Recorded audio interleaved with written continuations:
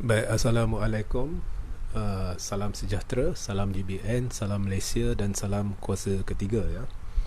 Uh, jadi hari ini ya, saya hendak mengulas sedikit ya tentang satu kenyataan yang telah dibuat oleh seorang pemimpin amanah ya, berhubung kemah besar ya, kemah besar di mana pemimpin amanah ini telah mempelawa ya,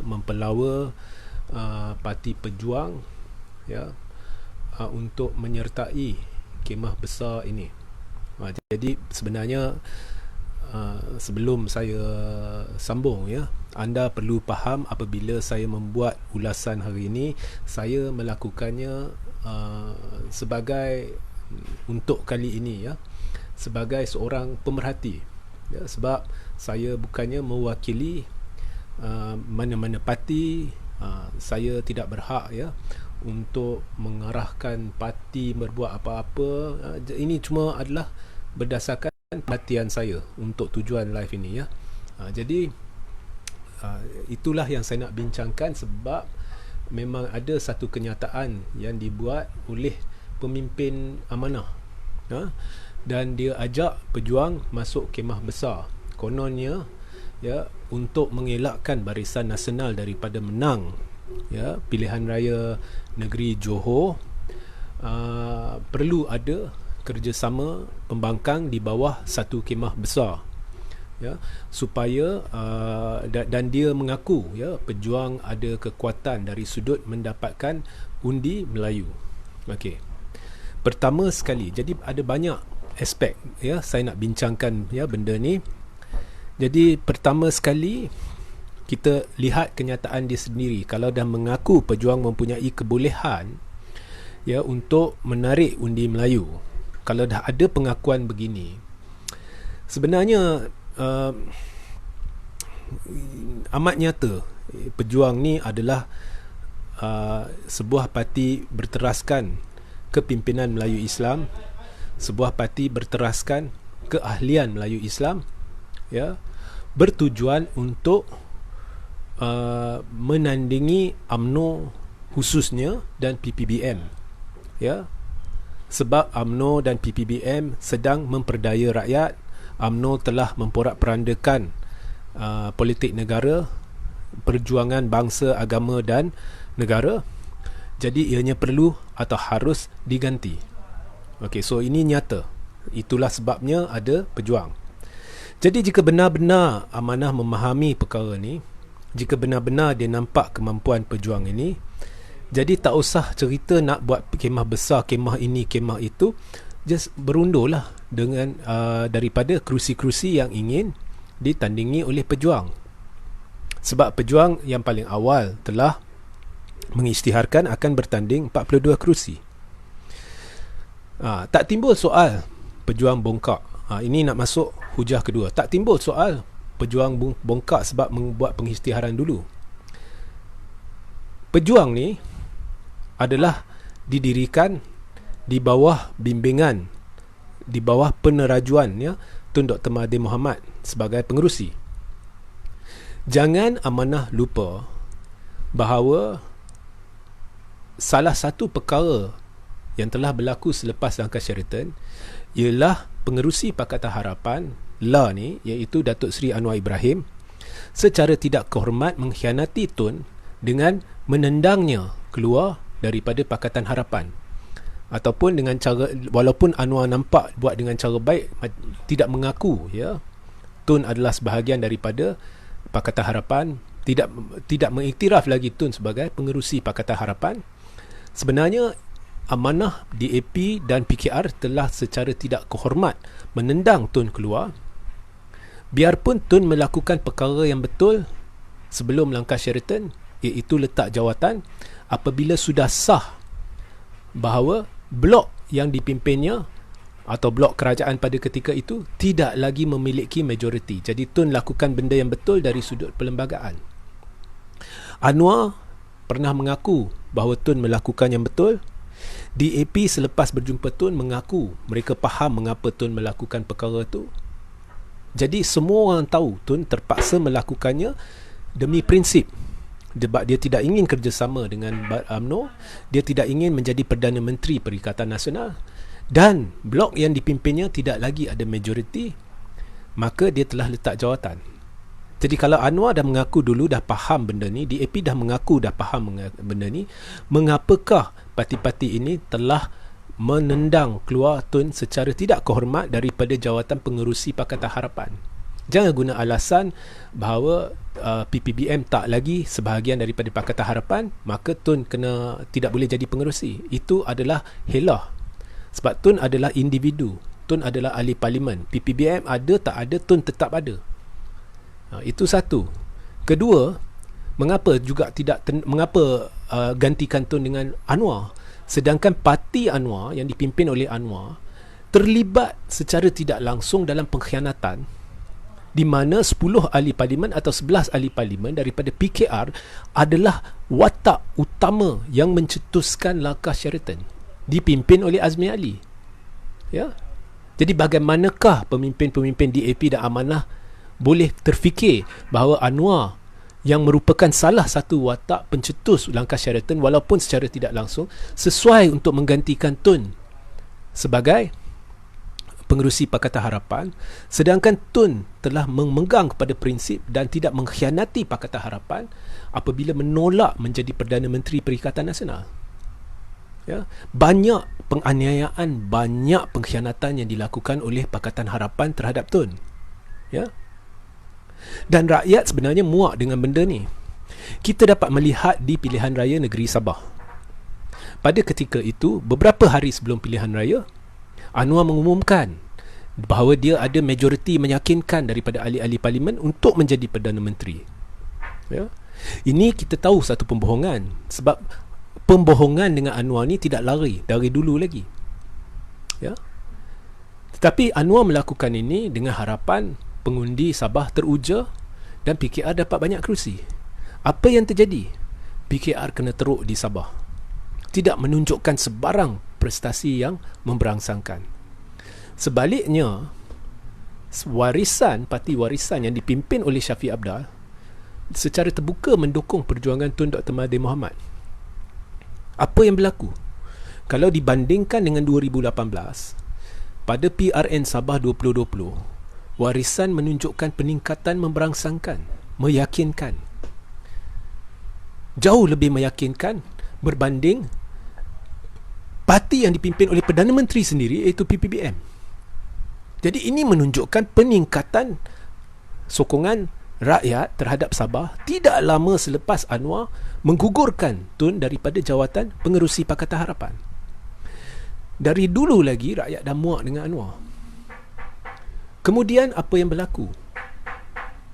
Anwar, Pakatan Harapan memasuki memorandum persefahaman dengan kerajaan yang dia kata gagal. Baiklah, semalam saya adakan satu sesi temu bual, anda boleh rujuk di YouTube ya, Regi J. Siritaudin, di mana sesi itu tetamu saya adalah Tuan Hanif Katri. Dan saya pun setuju dengan kenyataan Hanif Katri bahawa MOU ni adalah langkah yang diambil kerana Agong meminta kestabilan politik. Okey. Tetapi ya, lepas masuk memorandum ini, MOU ni kononnya untuk membawa kestabilan politik supaya tidak berlaku pilihan raya selagi krisis kesihatan belum ditangani sepenuhnya. UMNO mencetuskan pilihan raya Negeri Melaka. Apabila Dewan Undangan Negeri Melaka bubar, Perdana Menteri sendiri tidak halang. Perdana Menteri sendiri tidak pernah berusaha untuk berjumpa dengan Agong untuk meminta pengisytiharan darurat di Melaka. Maknanya bersetuju dengan pilihan raya Negeri Melaka. Anwar pula memuji-muji empat adun yang membantu menumbangkan Kerajaan Negeri Melaka, membantu tidak menyahstabilkan Kerajaan Negeri Melaka. Maknanya semua orang tidak kisah berkenaan dengan kestabilan politik, semua orang tidak kisah berkenaan dengan kebajikan rakyat, mereka lebih mementingkan pilihan raya. Ya. Jadi itu sudah menunjukkan bahawa MOU ni tak ada kaitan dengan kebajikan rakyat, tak ada kaitan dengan nak helak pilihan raya, tetapi sebaliknya ia juga menunjukkan PKR, DAP dan Amanah selesa, lebih suka, lebih gemar untuk menjadi sebahagian daripada keluarga besar Malaysia yang sebenarnya ditubuhkan dengan bantuan kleptokrat menerusi pintu belakang. Jadi secara langsung PKR, DAP dan Amanah sudah dicap sebagai pengkhianat rakyat, mandat rakyat. Ya. Kerana dah nampak niat mereka di situ adalah tidak jujur dengan mengadakan MOU. MOU tu sudah tak ada makna. Dan nampaknya mereka lebih gemar berdamping dengan kerajaan yang keluarga Malaysia, keluarga besar tu, yang sebenarnya dia sendiri kata gagal, yang ditubuhkan dengan bantuan kleptokrat menerusi pintu belakang. Ya. Jadi bila anda sudah jadi pengkhianat, natijahnya anda akan ditolak oleh rakyat. Kalau dulu di Sabah pun PKR sudah ditolak, di Melaka dia hangus. DAP pun menunjukkan penurunan prestasi mendadak, menunjukkan rakyat juga menolak mana-mana parti yang dilihat berdamping dengan PKR dan Anwar.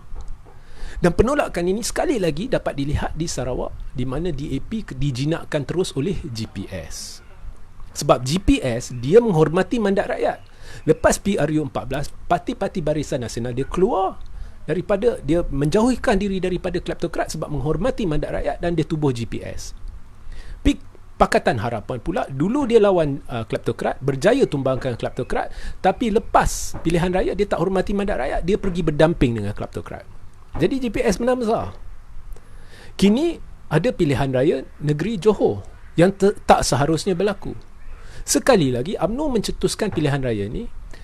Pakatan Harapan beria-ia nak berkempen dalam pilihan raya ni, jadi semua tak ada masalah dengan pilihan raya. Ismail Sabri tak ada masalah dengan pilihan raya. Ini mengukuhkan lagi hujah bahawa PKR, DAP dan Amanah adalah pengkhianat kerana lebih suka berdamping dengan pengkhianat, lebih suka berdamping dengan kleptokrat. Amanah sendiri yang hari ini cuba berlagak seperti dia ni baik, seperti dia ni bermoral, dia sendiri mengugut untuk tarik MOU atas dasar prinsip jika Dun Johor bubar. Tapi lepas Dun Johor bubar, tak dengar pula soal MOU. Dia cuba alihkan perhatian daripada MOU. Dia bincang pula kemah besar. Jadi sebenarnya pemimpin Amanah perlu sedar, mereka sudah pun mendirikan kemah besar dengan pengkhianat, iaitu kemah besar pengkhianat ala kleptokrat. Kemah itu dari sudut perwakilan parti memang besar. Ada DAP, ada Amanah, ada PKR, ada UMNO, ada PPBM, ada PAS. Tapi dari sudut sokongan rakyat yang dah muak dengan pengkhianat-pengkhianat, termasuk Pakatan Harapan, kemah itu kecil. Biar 100 parti duk ada dalam kemah itu. Rakyat tercari alternatif. Di Melaka, ramai tak keluar mengundi. Terlalu rendah peratusan mengundi, sebab itu ia memihak kepada barisan. Ya. Bukan sebab apa? Sebab terlalu kurang mengundi. Sebab dia tak ada alternatif. Dia lihat tak ada alternatif, dia tak keluar. Jika pejuang bertanding solo, ianya satu alternatif. Muda bagi saya sudah dicap sebagai sekutu Pakatan Harapan, walaupun apa niat dia sekalipun. Ya, untuk melakukan perubahan perlu menang, betul. Tetapi jangan disebabkan nak menang anda gadai prinsip. Jangan sekali-kali berganding dengan pengkhianat. Jadi Amanah perlu sedar diri dulu. Kalau dia berani, nombor 1, tarik MOU yang tidak ada makna tu. Nombor 2, jauhkan diri daripada Anwar, istihar tidak sokong Anwar, baru cerita nak buat kemah baru. Itu mesej saya kepada Amanah. Ya. Jadi sekarang saya buka kepada soalan. Jika anda ada soalan, anda boleh bertanya sekarang, ya. Jadi pastikan anda sertai saluran Telegram saya dan baca artikel-artikel berkaitan, termasuk artikel yang menceritakan benda ni yang saya akan letak di ruang tajuk, link dia, dan sentiasa layari thethirdforce.net untuk perkembangan terkini. Bagi yang kirim salam, Assalamualaikum. Abdullah Ahmad, macam mana nak masuk pejuang? Itu anda kena cuba hubungi pihak-pihak yang berkaitan, sebab saya sendiri bukannya sebahagian dari pejuang. Mustafa Mus, terbaik RJ, terima kasih. Ya.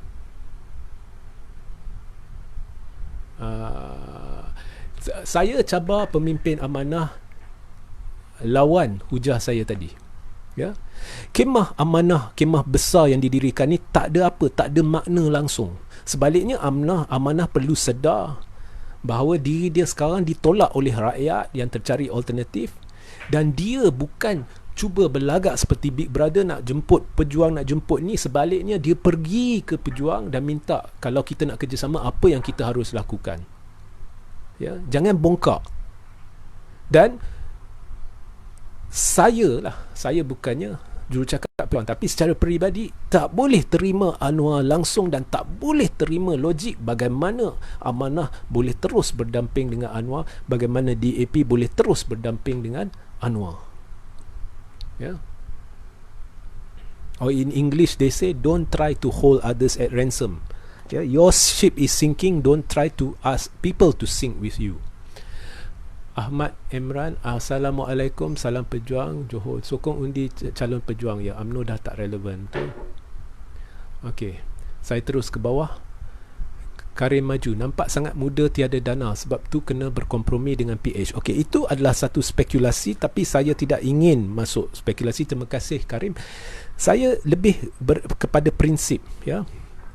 Dan tindakan muda tu telah mempamerkan satu perkara yang tidak sihat, ya. Sepatutnya benda ni dibawa berbincang. Mungkin ada masalah komunikasi. Saya bukan salahkan muda sahaja, saya salahkan seluruh pembangkang selain daripada Pakatan Harapan, ya. Saya salahkan semua. Ada masalah komunikasi, ada masalah strategi, ini saya mengaku. Tetapi jangan kerana ada masalah-masalah ini anda melakukan tindakan unilateral yang mempamerkan kepada orang ada masalah. Ini tak matang sikit lah, ya. Kenapa Anwar senyap sekarang dari kemah gabungan? Okey, Anwar PKR dia keluar Pakatan Harapan, dia bukan keluar sebenarnya, dia masih ahli Pakatan Harapan. Jangan keliru. Anwar PKR dia guna logo dia sendiri. Anwar tetap pengerusi Pakatan Harapan. Jadi ini adalah helah untuk cuba memancing parti-parti lain. Oh, tak ada Anwar jadi kita boleh kerjasama dengan PH. Itu bohong. Sebaliknya, jika amanah DAP mengumumkan bahawa Anwar bukan lagi pengerusi Pakatan Harapan, dia tolak Anwar, baru kita cerita kemah dan hancurkan MOU yang tidak ada makna. Bukan saya menentang sangat MOU ni, tapi MOU ni sebenarnya perkara yang tidak membawa apa-apa makna. Ya, melihatkan cara Pakatan Harapan sedang bercatur dalam pilihan raya negeri.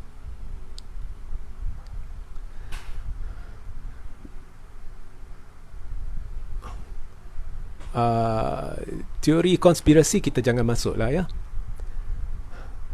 Saya rasa Erwin Timora, saya rasa pejuang akan memberi impak besar di PRN Johor.